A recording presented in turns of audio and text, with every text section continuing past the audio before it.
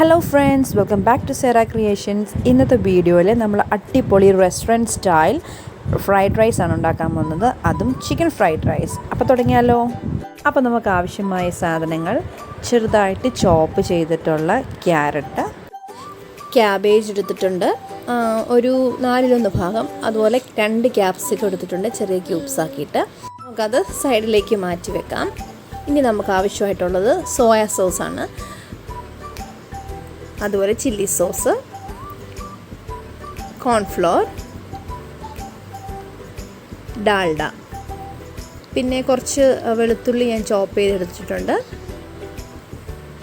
പിന്നെ ഒരു medium size 2 സവാള ചെറിയ സ്ലൈസ് ചെയ്തെടുത്തേക്കുന്നത്, പിന്നെ ഒരു 2-3 ഗ്രീൻ ചില്ലി, പിന്നെ 3 മുട്ട നന്നായിട്ട് ബീറ്റ് ചെയ്തെടുത്തിട്ടുണ്ട്. ഇത് നമുക്ക് ഫ്രൈഡ് റൈസിൽ സ്ക്രാമ്പിൾഡ് എഗ്ഗ് ഉണ്ടാക്കാൻ വേണ്ടിയിട്ടാണ്.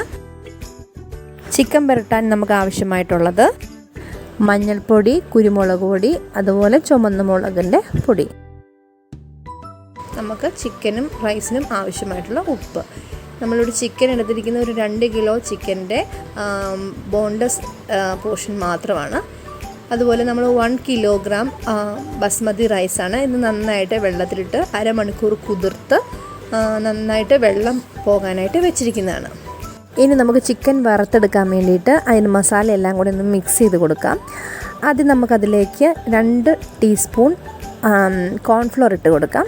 കോൺഫ്ലോർ ഇടുന്നതെന്ന് വെച്ചാൽ നമ്മുടെ മസാല എല്ലാം നല്ല രീതിയിൽ അതിൽ പിടിച്ച് നല്ല ഒരു കോട്ടിങ് നമുക്ക് കിട്ടും. ഇതിലേക്ക് 1.5 ടീസ്പൂൺ പെപ്പർ പൗഡർ, 2 ടീസ്പൂൺ മുളക് പൊടി, അതുപോലെ 1/4 ടീസ്പൂൺ മഞ്ഞൾപ്പൊടിയും കൂടെ ആഡ് ചെയ്ത് കൊടുക്കാം. ചിക്കൻ ആവശ്യമായിട്ടുള്ള ഉപ്പും കൂടെ നമുക്കിതിലേക്ക് ഇട്ട് കൊടുക്കാം. ഉപ്പ് നമ്മൾ ഇതിനാവശ്യമുള്ളത് മാത്രം ഇട്ട് കൊടുത്താൽ മതി. റൈസിലും ഒക്കെ ഉപ്പ് വരുന്നത് കൊണ്ട് നമുക്ക് അധികമാകാൻ പാടില്ല. ചിക്കൻ നന്നായിട്ട് മിക്സ് ചെയ്തെടുക്കുക എന്നിട്ട് നന്നായിട്ട്. പിന്നെ ഫ്രൈഡ് റൈസ് എന്നൊക്കെ പറയുമ്പോഴത്തേക്കും നമുക്കതിനൊരു ഫ്ലേവറിങ് നല്ല രീതിയിൽ കിട്ടാൻ വേണ്ടിയിട്ട് നമ്മളിതിൽ സോയാ സോസ് ആഡ് ചെയ്ത് കൊടുക്കും. ഇതിൽ ചിക്കൻ പുരട്ടി വെക്കുന്നതിനകത്ത് നമ്മൾ കുറച്ച് ഒരു ടീസ്പൂണോളം സോയാ സോസ് ആഡ് ചെയ്ത് കൊടുത്തിട്ടുണ്ട്. ഇനി നമുക്കിതൊന്ന് കുറച്ച് നേരം ഒരു അരമണിക്കൂറെങ്കിലും ഒന്ന് റെസ്റ്റ് ചെയ്യാൻ വെക്കണം. എന്നിട്ടിത് നന്നായിട്ട് വറുത്തെടുക്കണം. അതിന് മുമ്പ് നമുക്ക് റൈസിൻ്റെ വെള്ളം വയ്ക്കാം. വെള്ളം വയ്ക്കുമ്പോഴത്തേക്ക് റൈസിന് ആവശ്യമായിട്ടുള്ള ഉപ്പും അതുപോലെ തന്നെ റൈസ് സ്റ്റിക്ക് ചെയ്യാതിരിക്കാനായിട്ട് നമുക്കിതിലേക്ക് 1 ടീസ്പൂൺ ഡാൽഡയും കൂടെ യൂസ് ചെയ്യാം. ഇത് യൂസ് ചെയ്യുകയാണെങ്കിൽ അരികൾ തമ്മിൽ ഒട്ടിപ്പിടിക്കുകയും ചെയ്യത്തില്ല. അതുപോലെ റൈസിന് ഒരു ചെറിയൊരു സോഫ്റ്റ്നെസ് കിട്ടുകയും ചെയ്യും. നമ്മൾ റൈസ് പ്രത്യേകം ശ്രദ്ധിക്കണം. ഒരു 75% മാത്രമേ നമ്മൾ റൈസ് വേവിച്ചെടുക്കാൻ പാടുള്ളൂ. ഫ്രൈഡ് റൈസ് ആയതുകൊണ്ട് നമുക്ക് നന്നായിട്ട് മിക്സ് ചെയ്ത് കൊടുക്കേണ്ടതാണ്, വെജിറ്റബിൾസും എല്ലാ സാധനങ്ങളും കൂടെ കൂടിയിട്ട്. അപ്പോൾ നമ്മളൊരു 75%ഓളം ആ ഒരു വേവ് കറക്റ്റ് ആകുമ്പോൾ തന്നെ വെള്ളം ഊറ്റിക്കളയാനായിട്ട് പ്രത്യേകം ശ്രദ്ധിക്കണം. മൂടി വെച്ച് നമുക്കത് ഒന്ന് വേവിച്ചെടുക്കാം. ആ റൈസിൻ്റെ ആ പാകമാണ് നമ്മുടെ ഫ്രൈഡ് റൈസിൻ്റെ ഒരു പെർഫെക്ഷൻ. അതുകൊണ്ട് അത് പ്രത്യേകം ശ്രദ്ധിക്കണം. നമുക്കിപ്പോൾ നമ്മുടെ ബസ്മതി റൈസ് ഏകദേശം വാർക്കാറായിട്ടുണ്ട്. അപ്പോൾ നമുക്കത് കൈയോടെ തന്നെ വാർത്തിടാം. അക്കൂട്ടത്തിൽ അത് നന്നായിട്ട് വെള്ളം പോകുന്ന സമയം കൊണ്ട് നമുക്ക് ചിക്കനെല്ലാം വറുത്തെടുക്കാൻ കുറച്ച് ടൈം എടുക്കും. അന്നേരം നമുക്ക് നമ്മുടെ റൈസ് നന്നായിട്ട് ആറിക്കിട്ടും. ആറിയാൽ മാത്രമേ നമുക്കത് മിക്സ് ചെയ്യാൻ പറ്റുള്ളൂ, അല്ലെങ്കിൽ അത് പൊടിഞ്ഞു പോകും. നമുക്ക് ചിക്കനൊക്കെ നന്നായിട്ട് വറുത്തെടുക്കാം. ചിക്കൻ ഫ്രൈ ചെയ്യുമ്പോൾ നമ്മൾ പ്രത്യേകം ശ്രദ്ധിക്കണം. അത് നന്നായിട്ട് ഡീപ്പ് ഫ്രൈ ആകാൻ പാടില്ല. ഇതൊന്ന് ഷാലോ ഫ്രൈ ചെയ്ത് പക്ഷേ സിമ്മിലിട്ട് ഇതൊന്ന് നന്നായിട്ട് വേവിച്ചെടുക്കുകയും വേണം. അപ്പം ചെറിയൊരു ലൈറ്റ് കളർ ബ്രൗൺ കളർ ആകുമ്പോഴത്തേക്ക് നമുക്ക് ഇത് കോരി മാറ്റാം. നമ്മുടെ ചിക്കൻ പാകമായിട്ടുണ്ട്. ഒരു ലൈറ്റ് ഗോൾഡൻ ബ്രൗൺ കളറായിട്ടുണ്ട്. അപ്പം നമ്മളത് ഫുള്ളും കോരി മാറ്റി. നമ്മുടെ റൈസും നന്നായിട്ട് ആറി നല്ല ഒരു ചോറിൽ തൊടാതെ നല്ല അടിപൊളിയായിട്ട് കിട്ടിയിട്ടുണ്ട്. അപ്പോൾ നമുക്കതൊന്ന് മാറ്റി വയ്ക്കാം. ഇനി നമുക്ക് മുട്ടയൊന്ന് സ്ക്രാമ്പിൾ ചെയ്തെടുക്കാം. അതിന് കുറച്ച് നമ്മൾ ചിക്കൻ വറുത്ത സെയിം എണ്ണ കുറച്ചൊന്ന് പാനിൽ കൊടുത്തിട്ട് നമ്മൾ നന്നായിട്ട് ബീറ്റ് ചെയ്ത് വെച്ചിരിക്കുന്ന എഗ്ഗ് ഒഴിച്ചു കൊടുക്കുക. അതിലേക്ക് അതിനാവശ്യമായിട്ടുള്ള ഉപ്പും കുരുമുളക് പൊടിയും ഇട്ടിട്ട് നന്നായിട്ട് സ്ക്രാമ്പിൾ ചെയ്തെടുക്കുക. ചിലവരിത് സ്ക്രാമ്പിൾ ചെയ്യാറുണ്ട്. ചിലയിടത്ത് മുട്ട നന്നായിട്ട് പൊരിച്ചിട്ട് സ്ലൈസ് ചെയ്ത് ആണ് ഇടാറ്. അപ്പോൾ ഞാനിവിടെ സ്ക്രാമ്പിൾ ചെയ്യാണ് ചെയ്യുന്നത്. ശരിക്കും ഇത് ഞാനല്ല ചെയ്യുന്നത് കേട്ടോ, എൻ്റെ ഹസ്ബൻഡാണ്, മിസ്റ്റർ രാഹുൽ.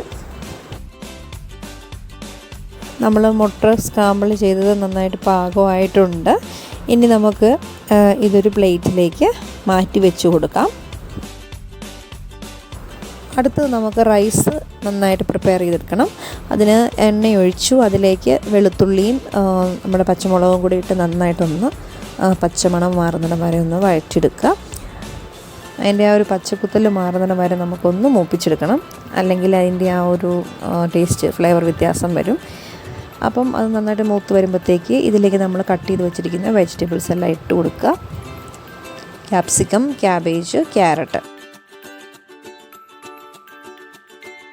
ഇനി നമുക്കതെല്ലാം നന്നായിട്ടൊന്ന് മിക്സ് ചെയ്ത് കൊടുക്കണം. എല്ലാ ഇൻഗ്രീഡിയൻസും മൊത്തത്തിലൊന്ന് ഒരുമിച്ച് മിക്സ് ആവണം. വെജിറ്റബിൾസ് നന്നായിട്ട് വെന്ത് പോകാൻ പാടില്ല. ഏകദേശം ആ ഒരു വാടി വരുന്ന സമയത്ത് വേണം നമ്മൾ ബാക്കി സ്റ്റെപ്സൊക്കെ ചെയ്യാൻ വേണ്ടിയിട്ട്. ഈ ഒരു പച്ചക്കറി നമ്മൾ വാടി വരുമ്പോഴത്തേക്ക് നമുക്ക് അടുത്ത ഇൻഗ്രീഡിയൻറ്റ് അതിലേക്ക് ആഡ് ചെയ്ത് കൊടുക്കാം. ഇപ്പോൾ ഏകദേശം ഒന്ന് നന്നായിട്ട് വാടി കിട്ടിയിട്ടുണ്ട്. ഇനി നെക്സ്റ്റ് ഇൻഗ്രീഡിയൻറ്റ് വരുന്നത് സവാളയാണ്.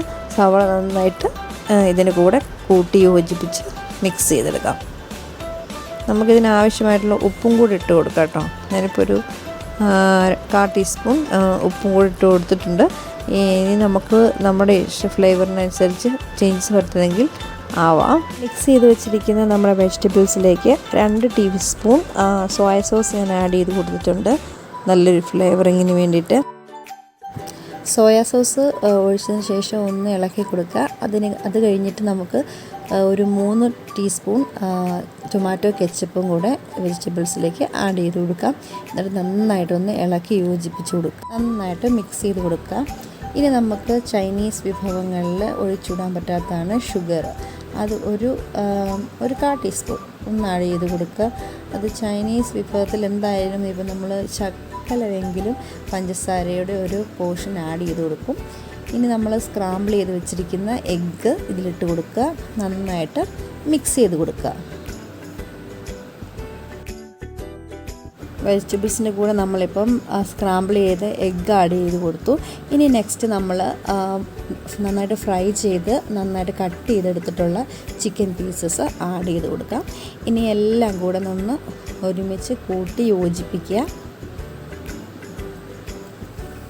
ഇനി ഇതിലേക്ക് നമ്മൾ തോർന്ന് വച്ചിരിക്കുന്ന റൈസ് ആഡ് ചെയ്ത് കൊടുക്കുക. ആഡ് ചെയ്ത് കൊടുത്തതിന് ശേഷം നന്നായിട്ട് വെജിറ്റബിൾസും ചിക്കനും അതുപോലെ മുട്ട സ്ക്രാമ്പിൾ ചെയ്തതും എല്ലാം കൂടെ നന്നായിട്ട് മിക്സ് ചെയ്ത് കൊടുത്തിട്ട് കുറച്ച് കുരുമുളക് പൊടിയും കൂടെ ഇതിന് മുകളിലേക്ക് തൂവി കൊടുക്കുക. ഇപ്പം നമ്മുടെ ഏകദേശം ഇൻഗ്രീഡിയൻസ് എല്ലാം തന്നെ നമ്മൾ ഇട്ട് കൊടുത്തിട്ടുണ്ട്. ഇനി നന്നായിട്ട് ഇത് ഇളക്കി യോജിപ്പിച്ച് എല്ലാ ഐറ്റംസും എല്ലാ ഭാഗത്തും ചെല്ലുന്ന രീതിയിൽ നന്നായിട്ട് ഇളക്കി കൊടുക്കണം. 2 സ്റ്റെപ്പായിട്ട് ഇങ്ങനെ നമ്മൾ മിക്സ് ചെയ്ത് കൊടുക്കേണ്ടത് കൊണ്ടാണ് നമ്മൾ റൈസ് ഒരു 75% 80%ഓളം മാത്രം വേവിക്കുന്നത്, അല്ലെങ്കിൽ അത് കുഴഞ്ഞു പോകും. ഇപ്പം നമ്മുടെ ഫ്രൈഡ് റൈസ് ഏകദേശം നന്നായിട്ട് റെഡി ആയിട്ടുണ്ട്. ഇതിന് മുകളിൽ ഗാർണിഷിങ്ങിന് വേണ്ടിയിട്ട് നമുക്ക് സ്പ്രിംഗ് ഓണിയൻസ് യൂസ് ചെയ്യാം. പക്ഷേ ഞങ്ങൾക്ക് ലോക്ക്ഡൗൺ ആയതുകൊണ്ട് സ്പ്രിംഗ് ഓണിയൻസ് കടയിൽ കിട്ടിയില്ല, അതുകൊണ്ട് അത് മാത്രം ഒന്ന് ക്ഷമിച്ചേക്കണം. അപ്പം നമ്മുടെ ഫ്രൈഡ് റൈസ് റെഡി ആയിട്ടുണ്ട് കേട്ടോ. അപ്പം നിങ്ങൾ ഈ ഒരു റെസിപ്പി അനുസരിച്ച് നിങ്ങൾ കുക്ക് ചെയ്താൽ നിങ്ങൾക്ക് വെജ് ഫ്രൈഡ് റൈസ് ആയിട്ട് യൂസ് ചെയ്യാം. എഗ്ഗ് ആഡ് ചെയ്താൽ എഗ്ഗ് ഫ്രൈഡ് റൈസ് ആകും, ചിക്കൻ ആഡ് ചെയ്താൽ ചിക്കൻ ഫ്രൈഡ് റൈസ് ആകും. ഇനി നമുക്കിതെല്ലാം ഒന്ന് ടേസ്റ്റ് ചെയ്ത് നോക്കാനായിട്ട് ഒരു പ്ലേറ്റിലേക്ക് വിളമ്പിയെടുക്കാം. കണ്ടോ, റൈസൊക്കെ നല്ല വിട്ട് കിടക്കുന്നുണ്ട്. അപ്പം അടിപൊളി നമ്മുടെ ഫ്രൈഡ് റൈസ് റെഡി ആയിട്ടുണ്ട്. നിങ്ങളെല്ലാവരും ട്രൈ ചെയ്ത് നോക്കണം, കുട്ടികൾക്കൊക്കെ നന്നായിട്ട് ഇഷ്ടപ്പെടും. അതുപോലെ തന്നെ എൻ്റെ വീഡിയോ ഇഷ്ടപ്പെട്ടാൽ ലൈക്ക് ചെയ്യാനും കമൻറ്റ് ചെയ്യാനും മറക്കരുത്. അതുപോലെ ചാനൽ ആദ്യമായിട്ടാണ് കാണുന്നതെങ്കിൽ സബ്സ്ക്രൈബ് ചെയ്യാൻ മറക്കരുത് കേട്ടോ. സബ്സ്ക്രൈബ് ചെയ്യാതെയും ആരൊക്കെയോ കാണുന്നുണ്ടെന്ന് യൂട്യൂബിൽ നിന്ന് എനിക്ക് ഇൻഫർമേഷൻ കിട്ടിയിട്ടുണ്ട്. സോ നിങ്ങൾ സബ്സ്ക്രൈബ് ചെയ്യാതെ കാണുന്നെങ്കിൽ എനിക്ക് സബ്സ്ക്രൈബ് ചെയ്യാനും ബെല്ലൈക്കൺ അമർത്താനും മറക്കരുത്. അപ്പോൾ നമുക്കൊരു പുതിയ വീഡിയോയുമായി കാണുന്നിടം വരെ ബൈ.